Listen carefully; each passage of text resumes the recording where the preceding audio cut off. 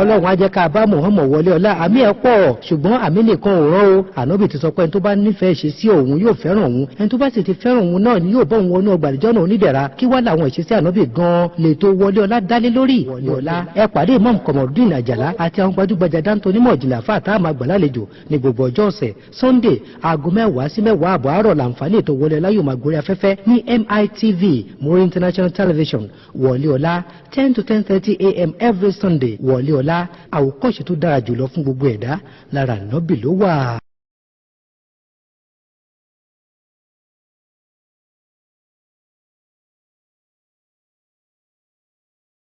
Wọlé ọlá àwa yóò bá Muhammad wọlé ọlá. Ọlọ́run á jẹ́ ká bá Muhammad wọlé ọlá àmì ẹ̀ pọ̀ ṣùgbọ́n àmì nìkan ò rán o. Ànábì ti sọ pé ẹni tó bá nífẹ̀ẹ́ ṣe sí òun yóò fẹ́ràn òun, ẹni tó bá sì ti fẹ́ràn òun náà ni yóò bọ́ òun wọnú ọgbà àlùjánnà onídẹ̀ra. Kí wá làwọn ìṣesí Ànábì gan-an lè tó wọlé ọlá dálé lórí. Wọlé ọlá ẹ pàdé Imam Kamaldeen Àjàlá àti àwọn gbajúgbajà dáńtó onímọ̀ ìjìnlẹ̀ àfáà tá a máa gbà lálejò ní gbogbo ọjọ́ ọ̀sẹ̀ Sunday aago 10 sí 10 àbọ̀ àárọ̀ làǹfààní ètò wọlé ọlá yóò máa gorí afẹ́fẹ́ ní MITV Muri International Television. Wọlé ọlá 10 to 10:30 a.m. every Sunday. Wọlé ọlá àwòkọ́ṣe tó dára jùlọ fún gbogbo ẹ̀dá lára Ànábì ló wà. A'udhu billahi minash shaitani rajim. Bismillahir rahmanir rahim. Ya ayyuhalladhina amanu taqullaha haqqa tuqatihi wa la tamutunna illa wa antum muslimun.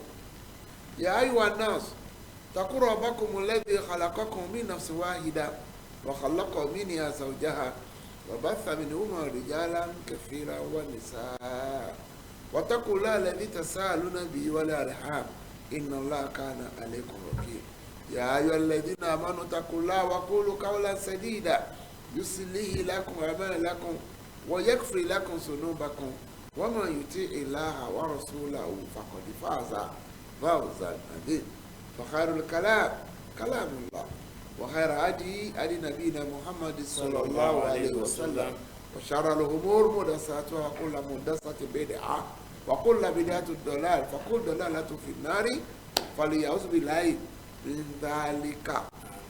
adúpẹ́ fún sáàtì ramani. ó ní ká wáyé taráyé wá tàbáwáyé tá ò wúlò tani ó kó Olúwa lẹ́jọ́. tàbáwáyé táwọn mutí. tani ó kó Olúwa lẹ́jọ́. tàbáwáyé táwọn mugbó. tani ó kó Olúwa lẹ́jọ́. tàbáwáyé táwọn ṣẹbọ. tani ó kó Olúwa lẹ́jọ́. adúpẹ́ fún sáàtì ramani tó ní ká wáyé taráyé wá tàbáwáyé tá ò lẹ́sìn tani ó kó Olúwa lẹ́jọ́. Ọlọ́run káwọn àáfàá wa o. àwọn tó kọ́ wa ní mímọ̀ tó kún kẹ́kẹ́. Ọlọ́run káwọn àáfàá wa. àwọn tó kọ́ wa ní súnà tó yéyéké. Allahu gayatuna wa rasulu sayyimuna wa qudwatuna wal qur'ani dusturuna wal jihadu sabiluna wal mautu fi sabilillahi asma amanina walitakun minkum ummatun يدعون إلى الخير ويأمرون بالمعروف وينهون عن المنكر وأولئك هم المفلحون. ọpẹ́ ọ̀rọ̀ wa tọ́pẹ́ ó ṣe dédé ọpẹ́ kò jọ ọpẹ́ lọ kò sí tó ju ọpẹ́ lọ kò sí tó ju ọpẹ́ lọ pé ẹ lajú ẹ rí wa àwọn náà lanu arọ́rọ̀ sọ etí wa lálẹ́ àfi ń gbọ́rọ̀ gbogbo ọtí mẹ́tẹ̀ẹ̀ta yìí ń ṣe ìdíwọ́ fún wọ́n ṣàbà fún wọn lálàáfíà bá a jókòó ìmọ̀lẹ̀ fẹ́ni tí ò rí bá a fi gbọ́rọ̀ sẹ́ni tí ò gbọ́ bá a láwọn ẹni tí ò lè sọ kò sí tí wọ́n lọ́ bá ṣe tì torí pé ọba tó lágbára kọ́ọ̀dì rún àlà kò lè ṣe é. ìkẹ́ rẹ ọlá rẹ orí àjẹjẹ tán rẹ kó máa bẹ́ni tó dáa jù nínú ẹ̀dá kátàmọ́ nàbí yìí ọ̀yìnbó mẹ́rin mùtẹ́kì ànábì wa Muhammad kò sẹ́ni tó lè bá mọ́ kò sí lẹ́yìn náà kó máa bá wọn sàhábà rẹ̀ lẹ́yìn sàhábà ó kàn ọmọ wọn lẹ́yìn àwọn ọmọ ó kàn ọmọ wọn bọ́lọ̀ ń ṣe gbé kalẹ̀ nìyẹn kò sí tó lè ṣe tó lè bá wọn mọ́ gbàgbé ẹ̀ ọlọ́ba ti tó nǹkan rẹ̀ ó lè bá wọn ànábì ọlọ́run ó lè bá wọn sàhábà ó lè bá wọn ọmọ wọn ó lè bá wọn ọmọ wọn wọ́n ti kọjá ẹ̀ ibi tó lọ́ bá fi ẹ́ sí kò gbà bẹ́ẹ̀. a fẹ́ gbé ẹ̀wò ìmúra sílẹ̀ fún ọdún tuntun tí wọ́n bá róṣù lálẹ́ yìí ọdún òǹkà sánmà ó parí lálẹ́ yìí tí wọ́n bá rí ó dọ̀la. Ìkẹ́ ọlọ́run ọlá rẹ̀ kó máa bá bàbá wa Alhaj Abdulyakin Ọláwálé Bákàrẹ̀ bàbá àdínì gbogbo wa ní Etí Ọ̀sà bàbá dáadáa mi ní yé sọ bàbá ní Àjàlá ó ti ń pariwo mi jù bẹ́ẹ̀ ní sà ọlọ́pàá ló kí n pariwo yín o láti 2008 ẹ̀ka sígbà tá a wà yìí ọjọ́ tó pẹ́ ni ọlọ́pàá ní kò lẹ́yìn náà bẹ́ẹ̀ ṣe kò lẹ́yìn mi tí bá ti wá bá yín pé owó ti expire ẹ̀tún kọ́kọ́ chẹ́kì mi fún mi mo dúpẹ́ tó ẹ̀yin ni bàbá mi tó jẹ́ bàbá àtẹnubí gbogbo ọmọ tẹwàtà abẹ́bí náà ẹni kábàámọ̀ ni wọn lórí bá a ṣe ń dúpẹ́ fún yín ládùúgbò mọ̀ lọ́jà orúkọ àgbẹ̀kẹ́ Kasali Shafa Salman Abdulaziz Adeko Takatu Àjọkẹ́ Ani bàbá Aliu Adéwọlé tó náà ṣe náà ti màmá rẹ̀ Mariam Adéwọlé gbogbo ẹ̀ náà tẹ́ ń gbọ́ àṣù fún wa nínú rédíò 103.5 every Friday 10:30 to 11 Saheed Ọlásùnkànmí Ọlábí Ibrahim Adédoyin gbogbo pápátá ọmọ mi Suleiman ní ìlú London àtẹ̀yìntà àwọn tí ọmọ wa alájà ṣẹfàtò yìí wọlé ẹ̀kọ́ oríire àná ẹ̀pẹ́ 50 ẹ̀dẹ̀ tó ṣẹlẹ̀ tuntun náà tó ọ̀rọ̀fàánà mọ̀kánà àlíyá àti bàbá Máyọ̀wá àti ìyá Máyọ̀wá ọlọ́jọ́ kájọ wọ̀ sínú ọgbà àlùjànnà alájà Àtinúkẹ́ Ìgè àgbàgbé ẹ̀yìn náà tó lẹ́nìí mo yẹ sọ tí lè ní bá ṣú tí Amirul Mumin Nàìjíríà His Eminence Sultan Saad Abubakar tó bá náà ti róṣù ọ̀la ní on the 1st Muharram tó bá nìkan tí ì rí àdúró di ọ̀túnla bẹ́ẹ̀ náà ni Saudi náà máa wá oṣù lẹ́yìn náà máa ń wá oṣù ní wọn mú lẹ̀ àti sọ láìmọ̀ yìí gbà. We thank Almighty Allah for His benevolence, for His mercy, for His compassion. Today, if the sun is set and the moon is being sighted, tomorrow is 1st of Islamic New Year, Muharram 1443. Inshallah, today, next week, upper week, we are going to explain the importance, the religious significance of this month. Hey, ayọ̀lá àbá tún bẹ̀rẹ̀ yìí ó gbé òṣèlú sí gbọ́ lọ́dọ̀ tiẹ̀ ni ó ti wà tipẹ́tipẹ́. A ní sọ̀rọ̀ kan ká má mú Kùránì wá. A ní sọ̀rọ̀ kan ká má mú àdìsá níbi wa Muhammad wá. That is Islam for you. Anything that you are going to say is part of Islam, attribute to Islamic doctrine, there must be reference from the Quran, there must be reference from the hadith of the Prophet Muhammad sallallahu alaihi wasallam. Kò sí tuntun tí wọ́n bá ṣe ń gbọ́ lókù. Wọ́n tá fẹ́ pariwo oṣù bá ṣe máa ń pariwo ẹ̀ lọ́dọọdún ni pé ó ní í ṣe pẹ̀lú ẹ̀sìn wa. January to December àwọn aláwo Rome ló gbé kalẹ̀ wọ́n náà Google ẹ̀ wọ́n sọ tó mọ January fún ẹ̀ ètò mọ February so tá a máa padà touch. Àwọn tó ní pé a fẹ́ ká mọ àwọn ojúṣe tó a fẹ́ ṣe láàfin pariwo fúnilà káyè kí ló kàn án rábí pẹ̀lú oṣù òsì alẹ́ economy Nàìjíríà ò dáa aláwa ní political instability aláwa ní banditry aláwa ní kidnapping bẹ́ẹ̀ ni ó wà. That does not stop us from propagating Islam, from passing to you the right message of Almighty Allah, because that's going to be our takeaway on the day of resurrection. Ìdílé lọ látàyé dáyé láyé ò ti rọgbọ kán tó bí ẹ kán tó bí mi ògbẹ́ ẹ̀kọ́ tó ń pè ní Adéolú Akínsànyà ni ògbọ́rí Adéolú Akínsànyà àwọn olórin 70s ni tó sọ pé ìlú lé o kò sówó lóde ọkùnrin kígbe obìnrin kígbe kálukú ló kígbe owó wọ́n yìí kígbe dẹ̀dẹ̀lé wọ́n á tún ké lọ́la. So forget about this world issue. You have to be concerned about your religious obligation because Allah sent you to this world for religion. Quran 51 verse 56. And we are talking about religion, you are talking about Islam. And what is Islam? Total submission to the will and commandment of Almighty Allah. Àfáà wa ẹ lọ sínú Quran 9 verse 36. Kí ló ń jẹ́ oṣù? Báwo la ṣe ń ka oṣù? أعوذ بالله من الشيطان الرجيم. Asadi Ọlọ́run ọba aláàánú jùlọ olóore ẹ̀san. Bismillahi Rahmanir Rahim. A wá bẹ̀rẹ̀ pẹ̀lú orúkọ Ọlọ́run ọba tó ní gbogbo nǹkan pátápátá. Inna iddata ashhuri indallahi dájúdájú lọ́lọ́run bá pè Ọlọ́run bá ṣe tẹ̀sídìí rẹ̀ ó kan pámọ́ ó ní dájúdájú òǹkà oṣù lọ́dọ̀ èmi Ọlọ́run. 12 شهرا Ọlọ́run bá ní 12 lóṣù o 12 lóǹkà oṣù. kitabillahi. níjọ́ tó Ọlọ́run bá ti dá kitabillahi nínú ìwé Ọlọ́run nínú àkọọ́lẹ̀ Ọlọ́run 12 lóṣù. yawma khalaqa as-samawati wal ardi. níjọ́ tó Ọlọ́run bá ti dá sánmà àti ilẹ̀ ló ti ṣòǹkà oṣù ní 12 o. minha arba'atun hurum. nínú oṣù 12 yìí ọṣẹ àfà ọṣẹ àbíb nínú oṣù 12 yìí Ọlọ́run wá ṣe 4 ní oṣù Ọ̀wọ̀. You can see it on your screen. That's Islam for you. Anything that has to be called Islamic rites must have reference in the Quran or the hadith of the Prophet or the sayings of the past pious predecessor. These are the greatest people because they are living witness to the Quranic revelation. Quran is sọ̀kalẹ̀ lójú wọn.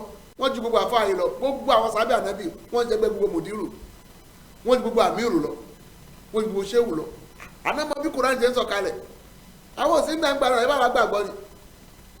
Al-Quran orí 9 ẹsẹ̀ 14 Ọlọ́run bá ní òǹkà oṣù lọ́dọ̀ àwọn 12 ni. 4 wá jẹ́ oṣù Ọ̀wọ̀. Ibo láti máa wá rí 4 tó ló bá jẹ́ oṣù Ọ̀wọ̀ nínú àdìsí Ànábì wa Muhammad sallallahu alaihi wasallam.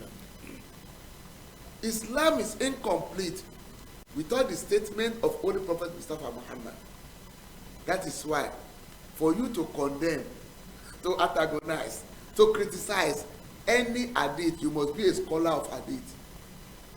Kò yẹ dáadáa kó o tó takò hadith kan, kó o tó criticize, kó o tó jàníyàn, kó o tó wàá jẹ́ olùkọ́ nípa hadith. Kò ní pa wọlé kéwò. Àwọn ọ̀dàlẹ̀ kéwò lẹ̀ àbójogúnlé kéwò àbójogúnlé rárá because hadith studies is a profession on its own ẹ̀kọ́ ni lọ́tọ̀. Ànábì ní oṣù 4 tọ́lọ́run bá ń sọ yẹn awalan alákọ̀ọ́kọ́ Muharram ni ẹlẹ́ẹ̀kejì ni Rajab ẹlẹ́ẹ̀kẹta ni Zulqada ẹlẹ́ẹ̀kẹta ni Zulhijjah. That is prophet for you. Hadith is to explain Quranic statement. If you want to know the authentic, you have to go and learn about the science of hadith. That is it. Ànábì ní àkọ́kọ́ ní oṣù Ọ̀wọ̀ ó ní Muharram tá a ní tán bá róṣù lálẹ́ a máa bẹ̀rẹ̀ lọ́la. Ẹlẹ́ẹ̀kejì lóṣù keje, oṣù kẹta, oṣù kẹrin. So kì í ṣe new thing. And alhamdulillah today we have Google. We have what? We have Google. Go to the Google and ask what is the meaning of January. And from Janus, metamorphose to January. What's the meaning of February? From February or February, metamorphose to February. What's the meaning of March? From name of the one of the planet, Mars. I'm afraid to know these months are named after God and goddess of the Romans. Even 2 are named after their emperor. 2 are named after the emperor of the Romans, Julius Caesar. His name was named after July. August Caesar, yẹn tẹ wà Mọ̀bùnúyì, ó wà Mọ̀bùnúyì, àbí Mọ̀bùnúyì August, wọ́n mọ̀ pààlì, wọ́n ti change kò ní July to Julius. Go and Google it. Ohun tí ó fi jẹ́ pé Mùsùlùmí ò gbọ́dọ̀ máa celebrate ẹ̀rẹ́ o. Inú Suratu Maida, ọlọ́mọba ni wọ́n mọ yushrik billahi, faqad harama alayhi al-jannatu, wọ́n mọ wàhùn náà rù, àbí ìsàlẹ̀mọ́sí. Quran 5:71. Whosoever worship, call, or share partner with Allah, because all these things are gods and goddess. Allah said, are forbidden for such person. Alẹ́ ìní àbálẹ̀ ọ̀la lèyàn máa ń ṣàdúrà pé ẹgbẹ́ kó sínú ọdún tuntun. Àwọn tó bá gbàgbọ́ ní December ìgbàgbọ́ tí wọ́n ní kò ká àwa mùsùlùmí nítorí pé ẹ̀yin alásàlátù ẹ̀yin prayer group tẹ́ máa ń dá 3 days fasting 7 days fasting crossover night ibo ló wà nínú Kùránì Hadith Ànábì January to December. These are our books. These are our books. I say go and Google it. Even in the Bible, we are next week in here, and you mention at least 7 months in the Bible. Nítorí gbọ́ngàn ṣàfàṣẹ wàá jìnnì bẹ́ẹ̀ ni this is the reason. Àwọn tó kọ́kọ́ lajú lẹ́yìn Rome, àwọn ta ni àwọn Britain and British. So all the countries that they colonize, they impose the month on them. So ti yẹn sè, if you don't know, even British colonized America. America has been 17th century, not by independence. Wọ́n jẹ́ ṣe 100 years recently. America ó ṣe ìdàpọ̀ lọ́wọ́ British ni. Àwọn bàbá wa lẹ̀ Yorùbá gan wọ́n lóṣù. Òyìnbó ló gbóṣù bàbá wa kò lọ́wọ́ wa. Ó ṣe àbá mi. Òyìnbó ló gbóṣù wa kò lọ́wọ́ wa. Ọlọ́ba ní oṣù mẹ́rin yẹn ẹ gbọ́dọ̀ jagun bẹ̀ ẹ gbọ́dọ̀ ṣàbòsí fúnra yín bẹ̀.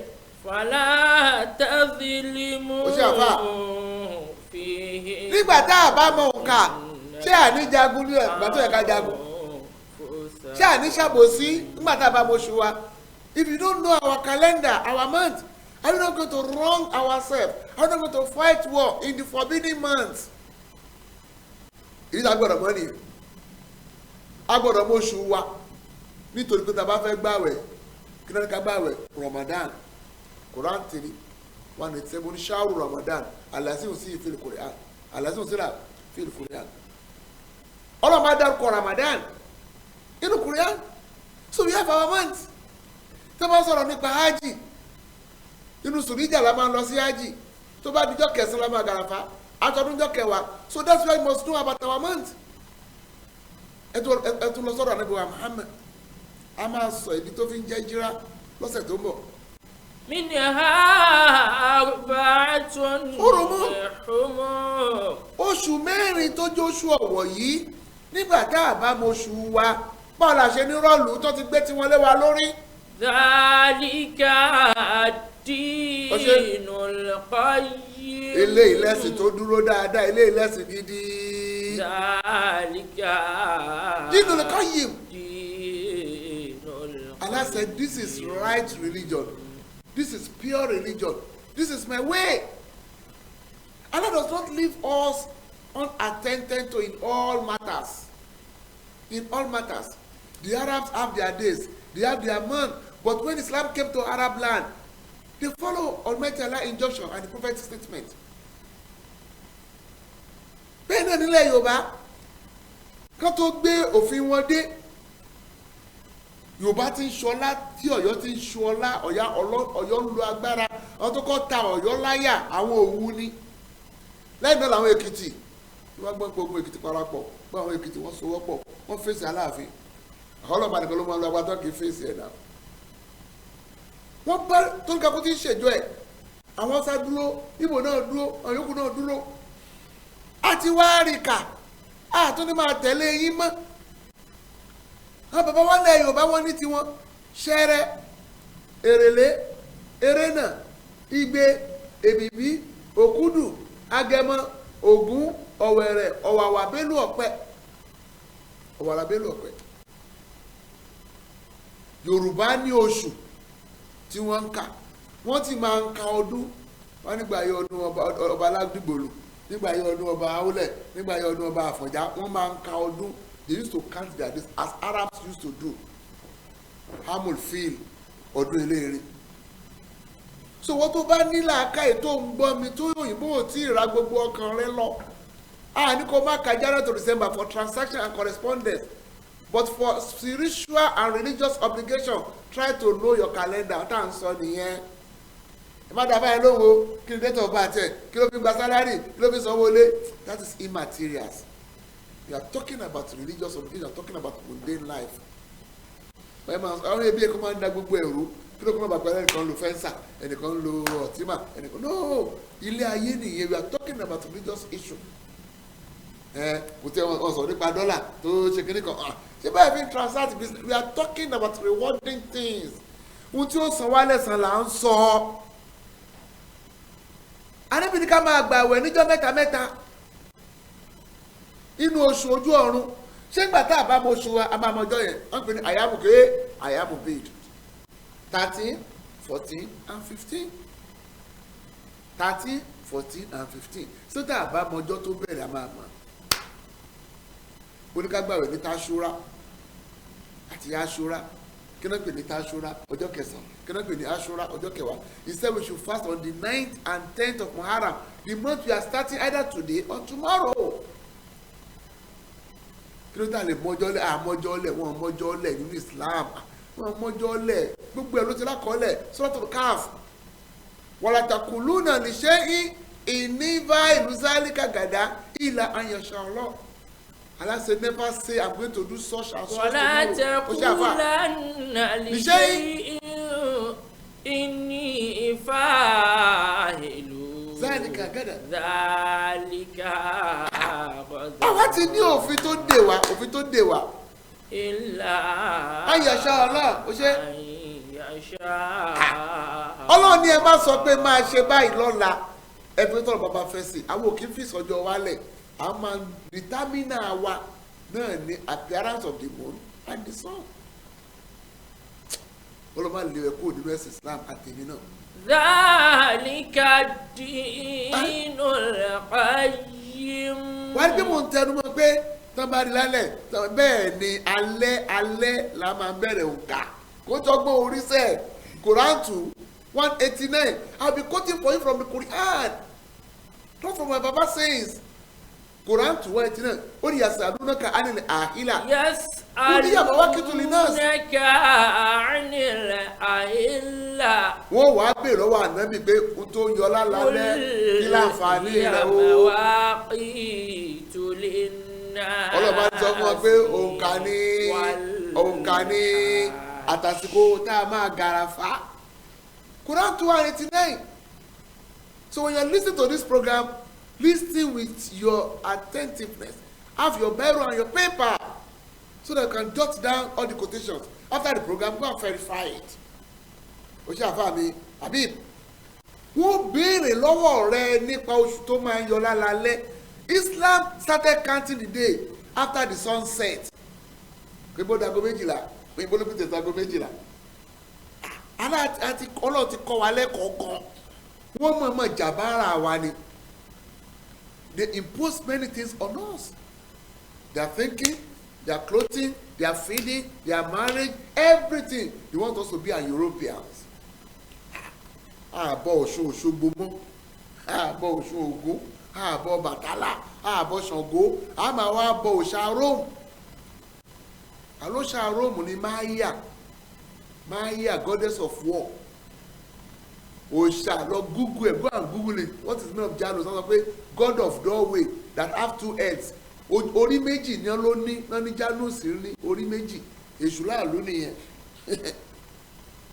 báwọn lọ sọ́ọ̀ṣun lọ́bọ̀ọ́sùn lọ́ṣogbo lọ́bọ̀ wọn láyà Ọ̀yọ́ lọ́bọ̀ kínní lọ́bọ̀ Ṣàngó lọ sífẹ̀ lọ́bọ̀ ọlọ́jọ́ lọ sí sàlẹ̀kọ́ lọ́bọ̀ Ẹ̀yọ̀ lọ sí Ìjẹ̀bú-Òde lọ́ṣọ báńta lọ sí Kòdú lọ́ṣẹ̀ sẹ́mọ́ lọ sí Kírun lọ́ṣẹ̀ Rẹ̀lẹ̀ lọ sọ́fà lọ́ṣẹ̀ Mọ́remí àmàwá ṣoògùn àwa ti bọ́pá mo wọ́wọ́ mi sókè mo sì fi búra mo nàwọ́ mi sókè mo sì fi búra pé mi ò ní ṣe sílámù tọ́ǹgì tó ń bá wọn ṣe bọ́ mo nàwọ́ mi sókè mo sì fi búra èmi nàwọ́ mi sókè mo sì fi búra mo nàwọ́ mi sókè mo sì fi búra pé mi ò ní ṣe sílámù tọ́ǹgì tó ń bá wọn ṣe bọ́ mo nàwọ́ mi sókè mo sì fi búra. It's very very distinct.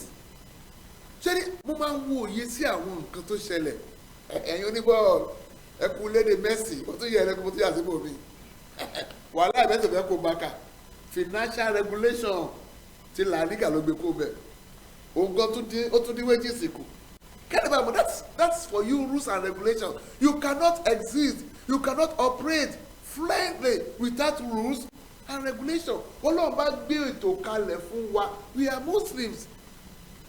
Wọ́n pé ilé kéwú dárúdáwà ó ní wàlú Kùránì dùstùrúnà Quran is our constitution. A lè force anybody you cannot impose but we ìjọba ò ní mú wa pàǹlò Muharram nínú ilé wa wọn ò ní mú wa pàǹlò Rajab nínú ilé wa wọn ò ní mú wa pàǹlò nínú mọ́ṣáláṣí wa.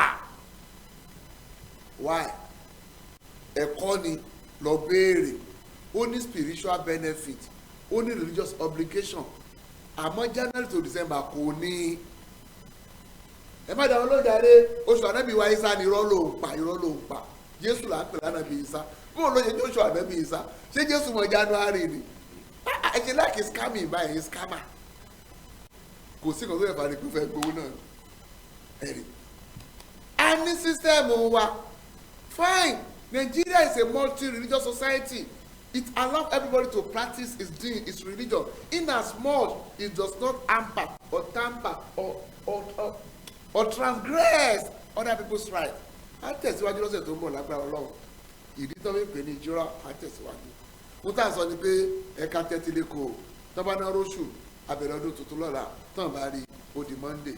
Ẹ lè pè mí lẹ́yìn ètò lórí 080-230-32363.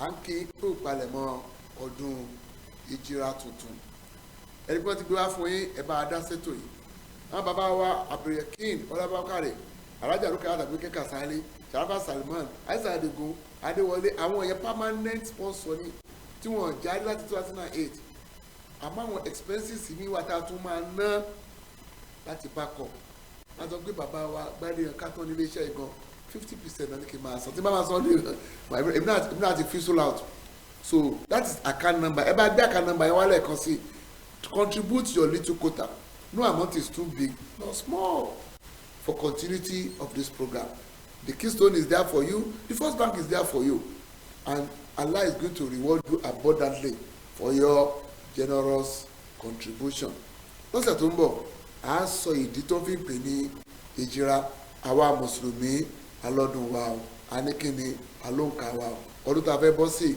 ọlọ́jọ́ kárí dáadáa ń bẹ̀ níta ló parí náà orí ẹ̀ṣẹ̀ wájú wa ń bẹ̀ má dà Nàìjíríà rú má dà Èkó rú má dà lókàlùkù arú Ọlọ́run jẹ́ ká pàdé grace ẹ jẹ́ ká pàdé àánú ẹ ní apàtàkì jẹ́ ká pàdé Ọlọ́run akọlẹ̀ káwọlẹ̀ àdá wasáfúlà àlè wàlàkùn innallaha ghafurur rahim. wọlé ọ̀la àwa yóò bá Muhammad wọlé ọ̀la. Ọlọ́run á jẹ́ ká bá Muhammad wọlé ọ̀la àmì ẹ̀ pọ̀ ṣùgbọ́n àmì nìkan ò rán o ànábì ti sọ pé ẹni tó bá nífẹ̀ẹ́ ṣe sí òun yóò fẹ́ràn òun ẹni tó bá sì ti fẹ́ràn òun náà ni yóò bọ́ òun wọnú ọgbà àdìjọ́ náà onídẹ̀ra kí wá làwọn ìṣesí ànábì gan-an lè tó wọlé ọ̀la dálé lórí wọlé ọ̀la ẹ pàdé Imam Komorudeen Àjàlá àti àwọn gbajúgbajà dáńtó onímọ̀ ìjìnlẹ̀ àfáà tá a máa gbà lálejò ní gbogbo ọjọ́ ọ̀sẹ̀ Sunday aago 10 sí 10 àbọ̀ àárọ̀ làǹfààní ètò wọlé ọ̀la yóò máa gorí afẹ́fẹ́ ní MITV Muri International Television wọlé ọ̀la 10 to 10:30 a.m. every Sunday wọlé ọ̀la àwòkọ́ṣe tó dára jùlọ fún gbogbo ẹ̀dá lára ànábì ló wà.